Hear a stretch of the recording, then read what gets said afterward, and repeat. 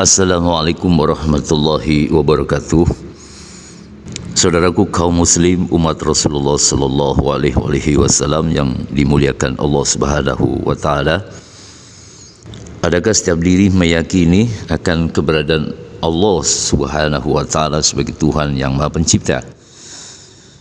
Bagaimana yang disebut meyakini itu? Tidakkah selama ini kebanyakan baru percaya, belum yakin? Jikalau telah meyakini akan keberadaan Allah, mengapa masih banyak yang mendustakan ayat-ayat Allah, sehingga tidak sedikit kaum mukmin yang masih meragukan perkataan Allah di dalam Al-Quran?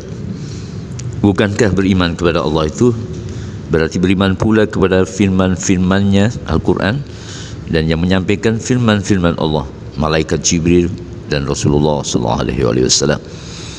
Beriman kepada Allah, para malaikat, kitab-kitab Allah, Nabi dan Rasulnya adalah rukun iman.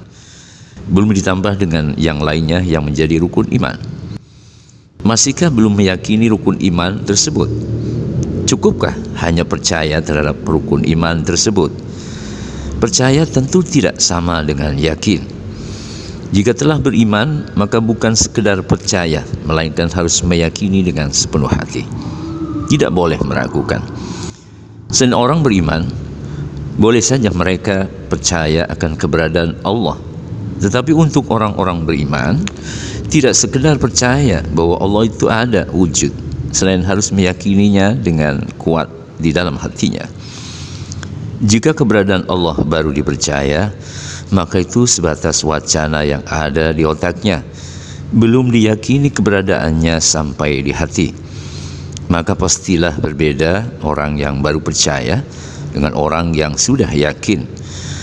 Apa yang menjadi bukti Anda telah meyakini bahwa Allah itu wujud? Jika Anda yakin bahwa Allah wujud, di manakah Dia berada?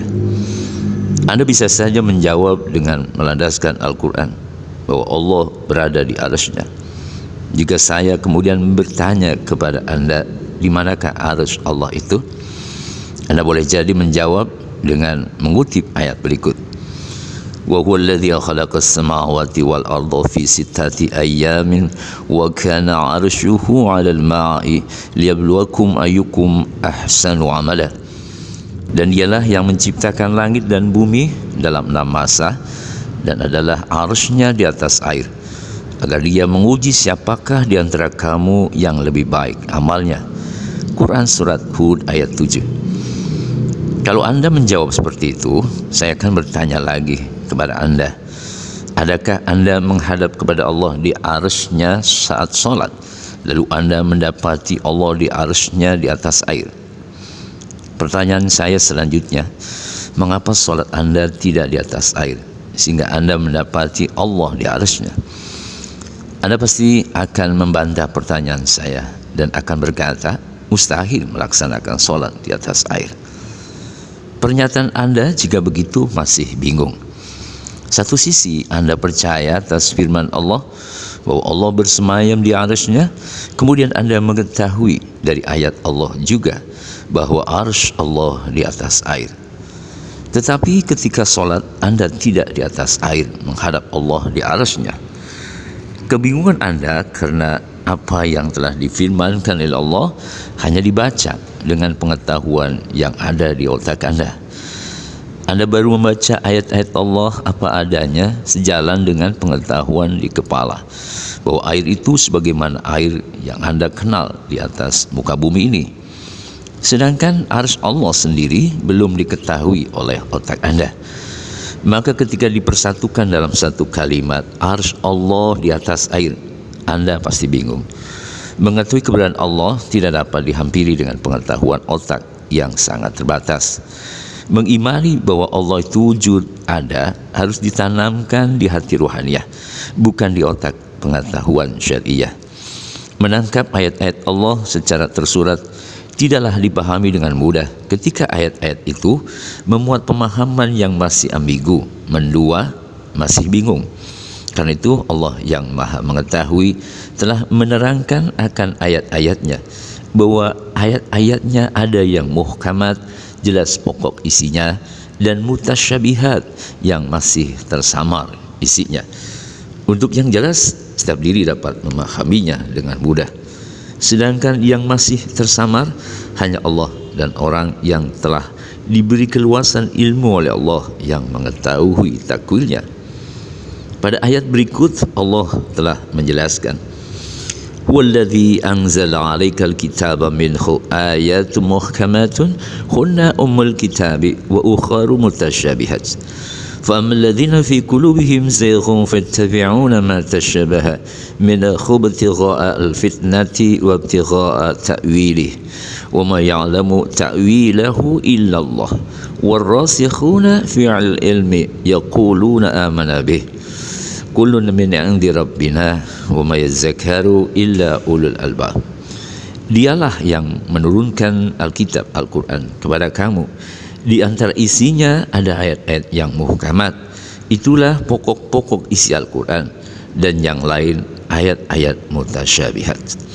Adapun orang-orang yang dalam hatinya condong kepada kesesatan, maka mereka mengikuti sebagian ayat yang mutasyabihat untuk menimbulkan fitnah dan untuk mencari-cari takwilnya. Padahal tidak ada yang mengetahui takwilnya melainkan Allah. Dan orang-orang yang mendalam ilmunya berkata, "Kami beriman kepada ayat-ayat yang mutasyabihat.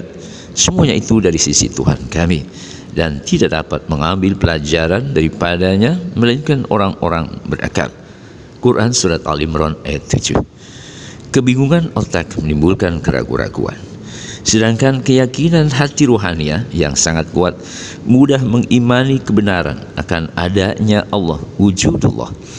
Karena itu jika Anda mengenali Allah hanya bersumber pada otak saja, Anda akan sulit menerima dengan penuh keyakinan bahwa Allah itu hadir, ada ketika Anda sholat. Maka dapatlah dipastikan sholat Anda tidak khusyuk. Jika hal ini terus dipertahankan, maka Anda tidak dapat merasakan nikmatnya sholat, apalagi Anda menyaksikan Allah di arsy-Nya. Karena itu, jika Anda hanya percaya bahwa Allah itu ada wujud, pastilah tidak ada Allah di hati Anda. Tetapi jika Anda meyakini dengan sangat kuat di hati Anda, maka Anda pasti akan menyaksikan Allah di arsy-Nya. Ada wujud dan tidak wujudnya Allah terletak pada keyakinan di hati Anda, bukan di dalam pengetahuan otak Anda. Wa qala alladziina la ya'lamuuna laula yukallimunallahu aw ta'tina ayah kadzalika qala alladziina min qablihim mithla qaulihim tashabahat qulubuhum qad bayyana al-ayati liqaumin yuqinun. Dan orang-orang yang tidak mengetahui berkata, "Mengapa Allah tidak langsung berbicara dengan kami atau datang tanda-tanda kekuasaannya kepada kami?" Demikian pula orang-orang yang sebelum mereka telah mengatakan seperti ucapan mereka itu. Hati mereka serupa, sesungguhnya kami telah menjelaskan tanda-tanda kekuasaan kami kepada kaum yang yakin. Quran Surat Al-Baqarah ayat 118. Demikianlah saudaraku, semoga bermanfaat. Assalamualaikum warahmatullahi wabarakatuh.